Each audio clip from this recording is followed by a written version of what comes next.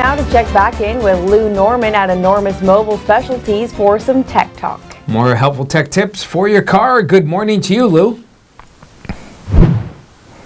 Good morning, Tom. Good morning, Chelsea. I talked about in the tease, I said if you're going to keep your car for a while, maybe 4, 5, 6 years and longer, there's some things to be aware of. And one of the things that we're seeing a lot of is heater cores that are becoming clogged. And the heater core of your vehicle, if you're not sure what that is, that's how you get heat in your vehicle for yourself. And what happens is the coolant flows through your engine, gets hot, then it comes in through one of these pipes here, and then it flows through these little teeny tiny channels here, and that heat is given off by this heater core. The coolant flows back out of one of these tubes and back to the radiator in the engine. These little channels are so small that if there is any type of debris or sludge in your coolant, this will begin to clog up. Once this clogs up, you're not going to get heat anymore, and that's very concerning. So here's the concern. Number one, over time your coolant is going to lose its properties to do its job, and what's going to happen is it's of course going to become darker. It can sludge can form.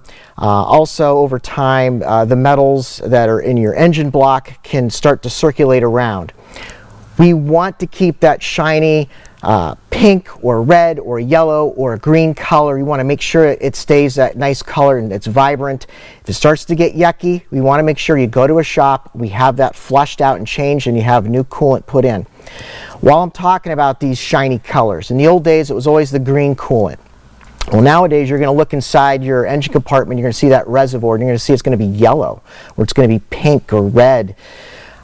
It's important, in fact it's imperative that you stick with what the manufacturer recommends, because if you don't, if you mix them together, things can form, sludge can form, and it's definitely going to clog things up. So don't listen to Uncle Joe. He goes, oh yeah, just throw some green coolant in there, oh, you'll be fine. Do not mix your coolants. Make sure you have what's in there. That is so important, and it's imperative. If you have to ever replace your heater core in your vehicle and you're given a price and you're like, oh, it can't be right. Well, it is right, because I'll show you a picture here. The whole inside of the dash has to come out. The whole dashboard of your vehicle has to come out of the vehicle in order to get at the heater core, which is installed and buried underneath there.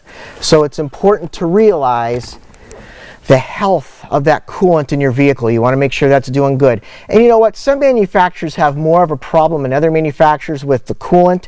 So when you go to get your car serviced and you're at the dealership and maybe you've got 75,000, 80,000, 100,000 miles, ask your service advisor, say, hey, is there anything I should be concerned about? Is there anything you see on this particular make of vehicle that maybe I should be concerned with? Should I do a coolant flush now? And they're not always just trying to sell you something. They want to make sure you're happy. So sometimes it's good to just take that advice to heart. I'm Lou the Tech Guy. We're in Harbor Creek, and for more information about what our automotive shop can do for you, check out our website. It's enormous.net. That's enormis.net. We'll see what we can do for you. Chelsea and Tom, back to you in the studio. Okay, thank you very much, Lou. Appreciate it. Good stuff.